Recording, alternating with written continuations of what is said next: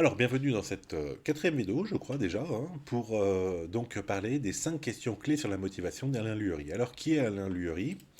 Eh bien, c'était hélas un psychologue donc cognitiviste, hein, professeur d'université à Rennes 2, donc 1946-2015. Voilà. Donc lui, c'était surtout un spécialiste de la mémoire, de la psychologie de la mémoire, des phénomènes de mémoire, etc. Vous pourrez lire sa fiche Wikipédia, qui est, comme vous le voyez, assez conséquente. Alors allons-y. Bâton ou carotte, première question, qu'est-ce qui marche le mieux? Est-ce que c'est la récompense ou est-ce que c'est la punition? En effet, le behaviorisme avait montré hein, qu'il y avait donc deux boucles de rétroaction. Il y avait un renforcement, comme ils disent, positif ou un renforcement négatif. Positif, c'est lorsque au chien vous donnez le sucre pour quand il accomplit une mission, enfin un certain acte. Et le renforcement négatif, c'est bah, vous lui mettez une petite décharge électrique quand il fait l'acte qu'il ne faut pas. Et donc on peut se demander lequel des deux marche le mieux. Hull, pour lui, donc psychologie behavioriste, pardon, donc à l'époque, après Pavlov, etc., pour la loi du renforcement, les deux étaient possibles, hein, il n'y avait pas de choses. Alors en 1925, Elisabeth Turlock s'est posé la question et donc a fait une expérience. Alors elle a pris 30 problèmes de mathématiques et qu'elle a posé à des enfants entre CM1 et 6e. Donc il fallait en résoudre le plus possible en 15 minutes, 5 fois dans la semaine. Et je vais vous expliquer bien la composition de l'expérience. Donc, il y avait, disons, deux classes. Une classe qui va être le contrôle, d'accord? Hop, pas d'indication, point. D'accord? Et la première classe, celle où va être menée l'enquête, va être partagée en trois groupes. Alors, c'est peut-être plusieurs classes, hein, mais bref, il y a trois groupes. Ils sont tirés au hasard pour essayer de ne pas avoir d'influence sur bon élève, etc. Donc, il y a un groupe qui va être réprimandé. C'est-à-dire que, quel que soit le résultat que va obtenir cet élève à les résolutions de problèmes de 15 minutes, etc., on va le réprimander. Ok? Un groupe qui va être complimenté, c'est-à-dire, alors les élèves ne le savent pas hein, dans quel groupe ils sont, hein, d'accord? Eux, ils font les exercices de maths, etc. Et puis, le lendemain, etc., le prof dit, ah bah toi c'était très très bien, bravo, bravo, félicitations. Là, c'est pas bien du tout, c'est pas bien, d'accord? Donc un groupe qui va être tout le temps complimenté, quels que soient les résultats qu'ils ont effectués au bout, enfin, dans leur truc de maths, ce sera toujours très bien pour eux. Et donc, un troisième groupe dans la classe, d'accord, où pendant toute l'expérience, on ne leur dira rien, d'accord. Donc ça, c'est le groupe expérimental, et là, c'est le groupe de contrôle, donc une autre classe, qui font le même processus ici de exercice de maths, 15 minutes, 5 fois par semaine, mais il n'y a ni compliment, ni réprimande, ni rien du tout, ok. Et la question, c'est ben, qu'est-ce qui marche le mieux? Mhm. Alors, eh ben, c'est le côté positif. C'est-à-dire que seul le groupe des complimentés se perfectionne avec rapidité et y atteint la résolution d'une vingtaine de problèmes au total. Tous les autres groupes plafonnent à environ 12 problèmes. Voilà, et donc, ben, c'est ça. Donc, que ce soit chez l'animal ou chez l'homme, le renforcement négatif, c'est la cause de stress. Alors, le stress, c'est très bien pour une courte période, ça augmente nos capacités. C'est aussi une réaction physiologique, hein, on hérite ça de nos lointains ancêtres, etc. Donc, la performance augmente temporairement parce que le stress, hein, c'est fuite combat, quoi. Donc, voilà. Mais ça chute ensuite, d'accord. Et donc, haute globale, la carotte est préférable au bâton. Alors, vous voyez que là, c'est intéressant quand même au niveau enseignement, parce que il faut vous dire que mettre en valeur vos élèves, hein, même si c'est immérité, eh ben, ça peut avoir un effet positif. D'accord? Alors, je ne vous dis pas que c'est tout le temps positif, mais ça peut avoir. Alors, maintenant, cette expérience, on peut se poser plein de questions. Est-ce qu'elle est reproduisible aujourd'hui, etc. Est-ce qu'elle est reproductible plutôt hein je parle français un peu. Alors déjà, c'était en 1925. Donc vous voyez que avant 1925, il devait être possible de réprimander pour de vrai les enfants. Aujourd'hui, si vous réprimandez un enfant en classe, je ne crois pas que ça passe beaucoup, hein, d'accord? Parce que vous devez faire preuve de bienveillance, je vous le rappelle. Donc cette expérience ne serait pas, je pense, reproductible aujourd'hui. Elle se heurterait à beaucoup de problèmes hein, si jamais vous essayez de le faire. Autre chose, alors il faudrait voir déjà dans le- l'article d'Isabelle Hurlock, est-ce que les enfants qui font une vingtaine de problèmes, est-ce qu'ils réussissent mieux dans ces problèmes ou est-ce qu'ils en font juste plus, hein, et puis ceux qui... enfin, ils répondent à n'importe quoi, et puis ouais, c'est bon, je réponds. Ça, c'est pas spécialement précisé ici. Et enfin, aussi un gros biais, c'est le biais sociétal, si vous voulez. C'est-à-dire qu'en 1925, l'enseignant et l'enfant, enfin, le rapport enseignant-enfant était totalement différent du rapport d'aujourd'hui. Il se peut que le fait de complimenter les enfants à cette époque-là, hein, où les distances sociales étaient énormes, euh, soit un acte, enfin, c'était vraiment étonnant pour eux et donc ça les a surpris, motivés, etc. Alors qu'aujourd'hui, bon, bah oui, hein, on sait bien que d'accord, c'est facile, etc. Ok. Donc il y a beaucoup de paramètres qui ont quand même changé dans la société. Donc, d'accord, ça marchait, mais ça marchait dans certaines conditions, hein, essayez de bien comprendre cela. Alors, j'espère que ce que je vous dis comme mise en distanciation du résultat est clair pour vous. D'accord? C'est-à-dire que est-ce qu'il est reproductible aujourd'hui? Donc déjà, on ne peut pas le reproduire légalement, hein, bon, là, complimenter, ça vous pouvez toujours, d'accord? Mais réprimander, vous ne pouvez plus. Et puis aussi, l'institution scolaire, la place de l'enfant dans l'école, etc., a complètement changé. Et donc, je ne sais pas du tout si c'est transposable aujourd'hui. Mais on peut se dire quand même que, globalement, le fait de complimenter quelqu'un, bah, ça peut quand même le motiver plus, hein, que de lui donner des réprimandes tout le temps. Voilà, et donc pour gratifier des gens, eh ben, nous avons énormément de choses, d'accord, les grades, les médailles, les prix, les bons points, etc., etc. Donc voilà, pour la première question, bâton ou carotte, eh bien c'est la carotte qui gagne sur le bâton. Deuxième question, comment motiver un petit enfant? Alors vous allez voir que la réponse n'est pas vraiment, enfin l'expérience n'est pas vraiment en lien avec la question, mais c'est quand même très intéressant. Alors, déjà, on commence par se dire que la loi du renforcement, c'est pas le seul mécanisme de motivation que nous avons. Par exemple, pour les animaux dits supérieurs, donc le chimpanzé, etc., eh bien, il y a la curiosité aussi. Alors, il n'y a pas que les chimpanzés, hein, le chat, le chien, ils sont très curieux, hein. Si vous avez un chat, c'est très très curieux, un chat. Et la curiosité est source d'apprentissage. Alors, Édouard de Sy, on l'a déjà rencontré, c'était donc ici, et c'était donc à propos de la théorie de l'autodétermination. Euh, avait mené une expérience avec ses étudiants. Alors, l'expérience, c'était ça. Il y avait des puzzles en 3D très attractifs, donc très ludiques, très beaux, etc., euh, à faire. Et alors, son groupe d'étudiants qui devaient tester ces puzzles 3D était séparé en deux parties. Il y avait des étudiants qui étaient payés pour le faire, donc payés pour les résoudre, et d'autres qui étaient là et pas payés, quoi. Hein, ils devaient résoudre le puzzle sans être payés. Alors le but, c'était pas de tester sur le moment l'attractivité des pulses, mais c'était de voir à quelques distances de là, quelques semaines après, comment les étudiants se comportaient. Et en fait, il s'est rendu compte que les étudiants qui n'étaient pas payés continuaient à jouer à des pulses 3D pour le plaisir, d'accord? Alors que ceux qui ont été payés, eh ben, ils voulaient pas parce que ils n'étaient pas payés. Alors, on va expliquer un petit peu ça.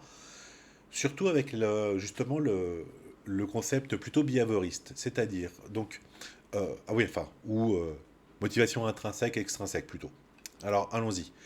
Ceux qui n'étaient pas payés, certains ont pris du plaisir à résoudre les puzzles 3D. Donc, au début, c'était extrinsèque, puisqu'on leur a dit, bah, il faut résoudre ces puzzles, allez, hop, on y va. Donc, c'était extrinsèque. Mais comme ils ont pris du plaisir, c'est devenu une motivation intrinsèque. Alors que ceux qui étaient payés, le but, c'est toujours de gagner des sous, et donc c'est resté une motivation extrinsèque. Et donc ils n'ont pas, ils n'ont pas intégré, d'accord, euh, le, le plaisir de résoudre ces puzzles-là. Et au final, donc voilà, la motivation par le plaisir, c'est donc la motivation intrinsèque, et on voit elle perdure bien plus dans le temps, hein, que la motivation qui serait liée à un renforcement extérieur, qui serait la motivation extrinsèque. Alors cette expérience-là, cette première expérience ici, alors je ne sais pas si elle a été faite, découverte par hasard, hein, s'il ne s'est pas rendu compte après que bah, les étudiants continuaient à jouer à ces jeux et que c'était que les étudiants qui n'avaient pas été payés, etc. Mais donc elle a été refaite dans une autre classe. Alors c'est en enfant, pour des enfants en crèche. Alors je vous réexplique le protocole. Donc il y a deux cohortes d'enfants. Alors, tous, ils vont devoir jouer à des pulses, d'accord? Ce qui ressemble à celui-là, d'accord? Donc tous, ils vont devoir jouer à des pulses. Et ensuite, la première cohorte, on leur dit, ensuite, tu pourras jouer à des jeux qui sont très attractifs. Regarde, c'est la poupée Barbie, c'est le robot, c'est le truc comme ça. On leur montre les jouets auxquels ils auront le droit de jouer après, d'accord? Et donc, la motivation est a priori extrinsèque, hein, puisqu'ils doivent résoudre le pulse, qui est un facteur bloquant, si vous voulez, pour pouvoir faire enfin ce qui les intéresse ensuite. Ok. Et l'autre cohorte des enfants, on leur dit, tu dois résoudre le pulse, et après, tu pourras faire ce que tu veux. Tu pourras jouer, d'accord? On leur dit pas spécialement qu'il y a des robots ou quoi que ce soit, on leur montre pas, d'accord? Ils doivent résoudre le pulse, et puis après, ils peuvent faire ce qu'ils veulent. Ok, et chacune de ces cohortes-là est elle-même divisée en deux, avec ou sans caméra. C'est-à-dire, pour certains élèves, on leur met une caméra en leur disant bon, on va te laisser faire ton puzzle ici tranquillement, mais on va quand même filmer, comme ça on verra comment tu t'es comporté. Et à d'autres, donc, il n'y a pas l'effet caméra. Voilà. Et donc, on laisse. Bon, il y a cette expérience, et le but, c'est de voir quelques semaines après, donc là, ici, 2, 3 semaines après, donc complètement caché, quels sont les élèves qui vont rejouer à ce jeu initial, à ce puzzle-là. D'accord? Et donc, bah, tout comme ici, hein, si jamais vous avez fait une motivation extrinsèque, donc en leur montrant les jeux attractifs, les robots, les Barbie, etc., eh ben, vous les avez démotivés, si on veut, quasiment à jouer à ces jeux-là, enfin, jouer à résoudre ce puzzle-là, d'accord? De même, s'il y a une caméra, donc c'est avec caméra, pareil, ils vont moins revenir sur ce jeu-là, d'accord? Et ceux que vous avez laissés le plus libre, c'est-à-dire vous ne leur avez pas dit joue à ce puzzle-là pour pouvoir jouer ensuite à ton jeu préféré, Barbie robot machin, ou Pulse, mais il y a une caméra pour te surveiller, etc. Donc à ceux qui ont eu le moins de contraintes, c'est eux qui reviennent le plus vers ce jeu ici. D'accord? Donc voilà, donc l'attribution d'une récompense ou la présence de la caméra, donc d'une contrainte, diminue le nombre d'enfants qui jouent spontanément. Ok? Alors, on pourrait se dire, mais c'est contre-intuitif parce que dans le behaviorisme, hein, c'est le côté renforcement positif, d'accord?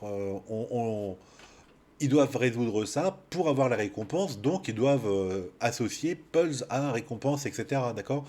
Mais non, vous voyez que il y a une autre théorie, c'est avec la notion de motivation intrinsèque et extrinsèque. Intrinsèque, c'est donc qui vient de l'élève lui-même, hein, le plaisir, et l'extrinsèque, c'est on lui a donné une motivation extérieure à l'activité qu'il doit faire, ok? Et parfois, cette motivation-là empêche qu'il prenne du plaisir et développe une motivation intrinsèque dans l'activité qu'il est en train de faire, ok? Voilà, donc pour terminer, pour conclure, l'addition de contrôle ou de contrainte fait passer d'une motivation intrinsèque à une motivation extrinsèque. Ou peut-être plutôt, empêche une motivation intrinsèque d'être intégrée, de devenir intrinsèque. Ok. On ne travaille plus alors pour le plaisir, mais pour la récompense ou éviter la contrainte. Et donc, cette contrainte ou récompense tue la motivation. Donc c'est intéressant aussi, c'est étonnant, hein, mais voilà, il faut y penser, il faut le savoir. L'idéal, comme l'idéal, c'est vraiment que nos élèves soient motivés de manière intrinsèque, eh ben, ce serait de les laisser se débrouiller directement comme ça, d'accord? Sans motivation extrinsèque. Mais comme c'est pas possible, eh ben, on fait comme on peut. Alors justement, question numéro 3, comment se mettre à un travail fastidieux? Alors, comme on a dit, hein, la motivation intrinsèque, c'est super, c'est celle qu'on l'on vise, mais si le travail il est fastidieux, c'est qu'on n'a pas justement de motivation intrinsèque. Et donc, peut-être la motivation extrinsèque, bah, là, hein, c'est mieux que rien. Voilà. Donc, elle n'est pas négative en elle-même, euh, et puis ça permet d'avancer quand même. Ok. Bon, alors, l'expérience n'est pas super, super géniale, mais quand même, je vous la cite, surtout pour le protocole ici. Voilà, donc quand vous avez une grosse activité, un gros travail fastidieux, le mieux enfin le mieux, ou en tout cas, ça a amélioré en tout cas, c'est de le découper en petites tâches, d'accord? Donc quand on a des tâches pénibles, rébarbatives, etc., le renforcement externe peut marcher, d'accord, en découpant la grosse tâche en petites. Donc c'est ce que Bandura, le fameux, avec l'efficacité personnelle, et Shunk ont proposé, enfin ont fait comme expérience en 1981. Donc, ils ont pris des cahiers d'auto-formation sur des soustractions pour des élèves très faibles en mathématiques. Encore en mathématiques, mais qu'est-ce qu'ils ont avec ma discipline? Et puis, ils devaient avancer pendant cette session pour faire les 258 problèmes. Ah ouais, hein. Mais donc, évidemment, il y avait deux groupes. Un groupe avec un but proche et un groupe avec le but lointain. Donc tous, ils devaient faire les mêmes 258 problèmes. Mais le but proche, on leur disait, bah voilà, tu dois faire 6 pages aujourd'hui, hein, d'accord. Et puis la séance prochaine, tu refais 6 pages, etc., etc.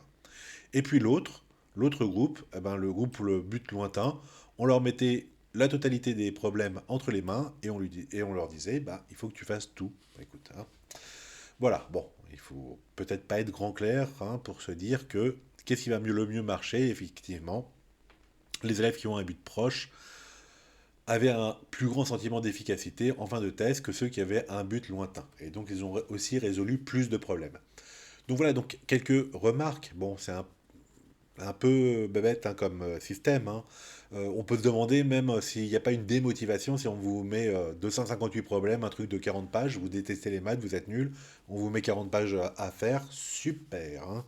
C'est peut-être pas la meilleure des motivations, donc il y a peut-être une démotivation à ce niveau-là. Et puis c'est pareil, résolu plus de problèmes, est-ce que c'est résolu de manière exacte, ou est-ce que c'est juste je fais, hein, j'ai 6 pages à faire aujourd'hui, et hop, c'est parti, et après je fais en récréation. Voilà, alors tout ça, hein, je vous les cite, mais après, hein, vous pouvez retrouver ces articles, hein, à chaque fois, et puis, ben, si ça vous intéresse, si vous voulez nourrir votre réflexion par cela, pas de problème, on les retrouvera sur le net, etc., pour les intégrer dans votre mémoire, d'accord? Donc la référence, et puis vous allez le lire, et puis vous allez expliquer ce que vous en avez compris, ce que vous en retirez.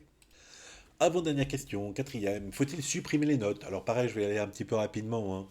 Donc c'est un thème qui est récurrent entre 68. Alors, ceux qui veulent supprimer les notes, donc ils sont pour supprimer les notes, parce qu'ils disent que les notes, ça enferme l'élève dans une spirale de l'échec, ou qu'on est obsédé par le classement, hein, qui est meilleur que qui, etc. Et puis ceux qui sont contre la suppression des notes, c'est-à-dire ils veulent le maintien des notes, parce qu'ils trouvent que les notes, bah, ça stimule les élèves, et puis ça permet de mesurer les résultats, c'est quand même bien. Donc il y a un effet stimulation, émulation aussi entre élèves, hein, pour essayer de se dépasser, hein, et puis ben, pour savoir aussi évaluer si on est là. Alors, ce que les psychologues de la motivation, donc ce ne sont pas des psychologues, attention, hein, ce ne sont pas des sciences de l'éducation, eux, ce sont des psychologues de la motivation, d'accord? Ils nous disent, c'est que pour eux, il y a deux types d'évaluation. Il y a l'évaluation informative et l'évaluation contrôlante qui a une portée normative. C'est-à-dire la portée contrôlante, ça a une valeur sociale, c'est-à-dire ben, c'est tu es bon, tu sais faire cela. Et l'informative, c'est simplement, par exemple, donc ce qu'il cite, hein, c'est-à-dire que quand il vous rend une rédaction, vous fait signaler quelles sont les fautes d'orthographe pour qu'ils puissent s'améliorer sans avoir obligatoirement, allez, moins un point à chaque faute. De même, en mathématiques, on pourrait très bien leur signaler les erreurs en disant ceci est faux, sans qu'il y ait de note, peut-être, d'accord, pour qu'ils puissent se contrôler. Donc vous voyez que la nomenclature n'est pas la même, mais que ça regroupe, enfin ça revient un petit peu à nos évaluations sommatives et formatives, d'accord? Évaluation informative des psychologues de la motivation, c'est un peu l'évaluation formative de des sciences de l'éducation. Et l'évaluation contrôlante ou normative, c'est l'évaluation pardon, sommative des sciences de l'éducation. Ok? Voilà. Et donc les élèves, hein, évidemment, perçoivent les évaluations informatives, donc celles qui ne sont pas notées et qui n'ont pas une portée normative au niveau de la classe, tu es bon en maths, tu as réussi ceci, etc., comme meilleures parce que ben, elles ne portent pas justement de jugement et elles leur permettent de s'améliorer sans avoir de, de sanctions, quoi. Voilà. Et alors il note, et ça c'est assez... bon, j'aime bien ça parce que j'aime bien le voir, hein. Il note que c'est pas hein, on n'arrête pas les notes pour mettre des lettres, d'accord, ou des gommes, ou des stickers, ou des couleurs, etc., d'accord. Si on met des lettres avec des plus, des moins, etc., ça revient exactement à la note. Simplement, au lieu que ce soit un chiffre, mais c'est pas le fait d'être une note, c'est en fait le fait d'être une hiérarchie, en fait. D'accord? Voilà. Donc là, ça n'a aucune influence, hein. Voilà. Et c'est un peu ridicule, hein, parce que quand on a voulu enlever les notes, eh ben on est passé, là on a connu ça il y a quelques années, hein, on est passé à, ah oui, on va mettre des lettres. Mais c'est juste la même chose, quoi, hein. C'est-à-dire, hein, je veux vraiment que vous compreniez, ce qui est important dans les notes, c'est l'aspect hiérarchique. Hein, c'est pas que l'élève qui a 5, il vaut 2 fois moins que celui qui a eu 10. Non, c'est que l'élève qui a 5, il est vraiment en dessous de celui qui a eu 10. Si vous prenez deux élèves qui ont eu 5, hein, en additionnant leurs copies, ça ne fait pas 10 non plus. Ah, non. Et enfin, dernière question, et c'est la plus intéressante. Peut-on réussir sans motivation? Alors, c'est la notion de résignation apprise. C'est assez incroyable. Tenez-vous bien. Donc, Martin Seligman a fait une expérience avec des chiens. Ok, ils étaient dans une cage et les pauvres toutous, c'était impossible d'éviter des chocs électriques faibles. Alors, c'était des fourmillements, hein, d'accord. Voilà. Et qu'est-ce qui s'est passé? Eh bien, il s'est passé que lorsque les chocs sont devenus douloureux, les toutous n'ont pas plus réagi alors qu'ils avaient la possibilité de. Donc la première fois, ils étaient dans la cage et ils ne pouvaient pas trop bouger, etc. Et ils devaient supporter les fourmillements électriques. Et ils ont donc appris la résignation, d'accord, à supporter la douleur, ok. Et quand on les a mis dans d'autres circonstances où ils pouvaient partir, bouger, etc., pour essayer d'échapper au choc électrique douloureux cette fois-ci, eh ben, ils n'ont pas bougé, ils sont restés passifs. D'accord? C'est assez incroyable, ça vous fait, voilà, ça vous fend le cœur, mais on peut apprendre quelque chose qui va peut-être nous faire du mal, d'accord? La résignation apprise. Alors, en lien avec l'éducation, hein, le manque de motivation, la motivation est associée à de moins bonnes notes. C'est-à-dire que quand on prend des élèves, pardon, de 16 ans et qu'on leur demande s'ils sont motivés ou à motiver, donc pas motivés, hein, le privatif, eh bien, donc lorsqu'ils se déclarent amotivés, en général, leur moyenne tourne autour de 10 sur 20, et quand ils sont motivés, elle tourne autour de 13 sur 20. Voilà. Alors, cette expérience-là, c'est quand même très fondamental, hein, c'est-à-dire, pas seulement dans le cadre de l'éducation, ça dépasse très largement. Le découragement, la dépression ne sont pas forcément dus à des facteurs de la personnalité, c'est-à-dire l'anxiété, la passivité ou le machin comme ça, d'accord?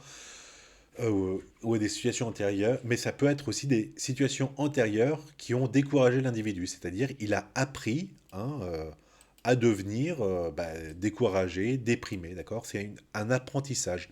On a beaucoup de mal, enfin moi en tout cas, hein, j'ai beaucoup de mal parce que l'apprentissage, j'imagine toujours que c'est vers un mieux, vers acquérir une nouvelle compétence, une nouvelle connaissance, etc. Eh bien, on peut aussi apprendre à devenir faible, déprimé, euh, etc. D'accord? Et cette expérience-là, elle est quand même flagrante, d'accord? Voilà. Et puis quand vous y pensez, eh ben vous dites que effectivement, on a dû apprendre aussi à des choses qui ne nous servent pas, enfin voilà, d'accord? Disons qui nous abaissent, voilà. Donc c'est important, je pense, hein, pas seulement dans le cadre de l'éducation, revoyez ça, le découragement, la dépression ne sont pas forcément dus à des facteurs de la personnalité, d'accord? Ça peut être aussi des situations répétées qui ont fait que l'individu a appris, hein, comme le chien de Pavlov, on est aussi dans ce domaine-là, qui ont appris à être découragé, à être déprimé. Impressionnant. Alors, cette notion de résignation apprise, eh bien, elle a été testée, hein, donc Dweck et Ehrlich, donc, ont montré donc l'importance de ce phénomène dans l'échec scolaire chez les enfants de 8 à 9 ans. Donc, par exemple, ils ont pris une augmentation trop rapide de la difficulté en maths encore et en français, ah bon, heureusement, hein, pas seulement. Et ils se sont aperçus que si la difficulté des cours augmente trop rapidement, bah, évidemment, beaucoup d'élèves baissent les bras et donc les performances chutent.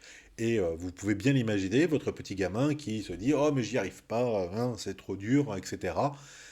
Et donc, si ça se répète, il va apprendre que quand on lui pose un exercice de maths, enfin c'est trop dur pour lui, d'accord?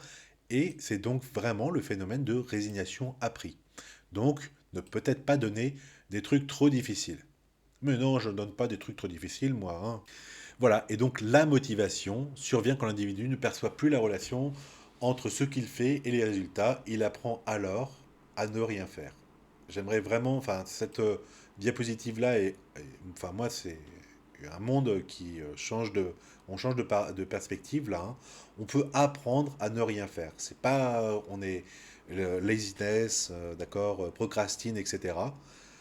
C'est, on veut bien faire, mais on a appris que bah, si on essaye de faire quelque chose, bim, bim, bim, hein, c'est pas bien, bah d'accord, et ben tant pis, je fais plus rien. Voilà, sur ces choses-là, je vous laisse pour cette vidéo.